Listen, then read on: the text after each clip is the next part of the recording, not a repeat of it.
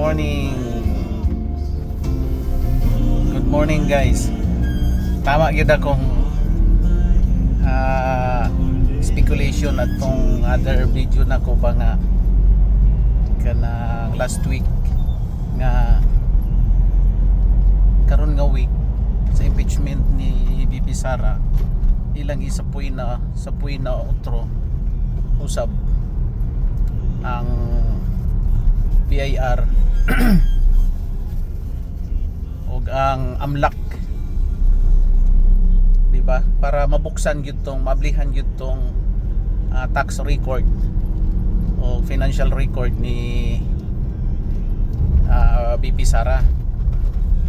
Tik-atik raman tong kuan nila gud kadtong ipauli dito kay dili ablihan, which is mao gani na luto na daan ng ilahang script ba, na sila script nga ginasunod.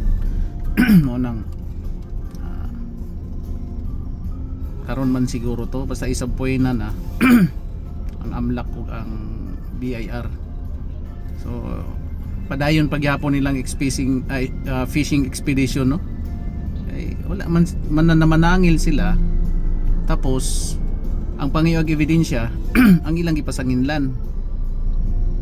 Wala man sila evidence, dapat mamanangil sila kanang na sila evidence na kana bang mo-complain sila na sila ebidensya, dili kay mo-complain yung mangayo pag ebidensya sa ilang gikomplainan. So,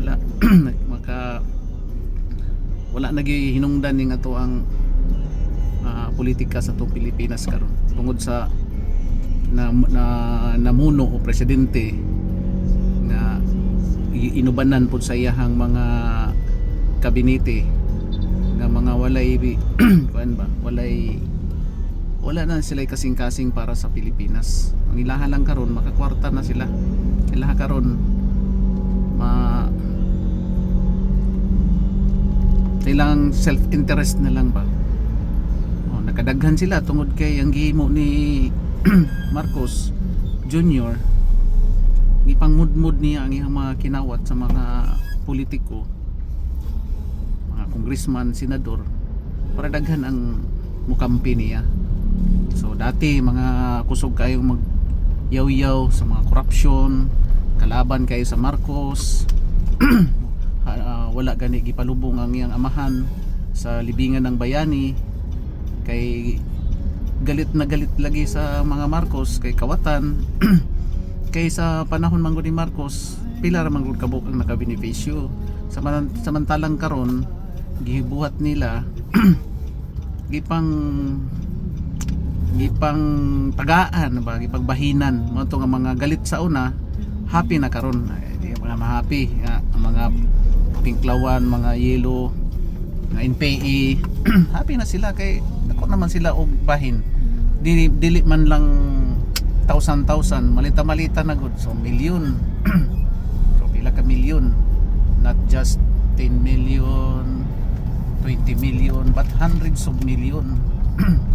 So na karon, so abangan na to ang ilahang kuan na pod kay matod pa sa ni Chis Escudero nga ang pagkuha kuno sa pag-open sa book ni VP Sara sa tax niya o sa AMLAC, dili daw pwede gamiton nga additional evidence kung dili para lang pag-prove sa mga allegation. So mao ra maghihapon istoryaha. So mao na siya mga kababayan, hinaot nga napatay pag-asa niya to ang Pilipinas karon. Pilipinas kung mahal, ang hirap mong mahalin. ang ipaningkamutan karon nila ni kining administrasyong Marcos nga sa buong Asia mag top 1 ta sa pinaka-corrupt country. Mao na ilang gipaningkamutan. Salamat to mao lang to siya. Mayong buntag. God bless us all.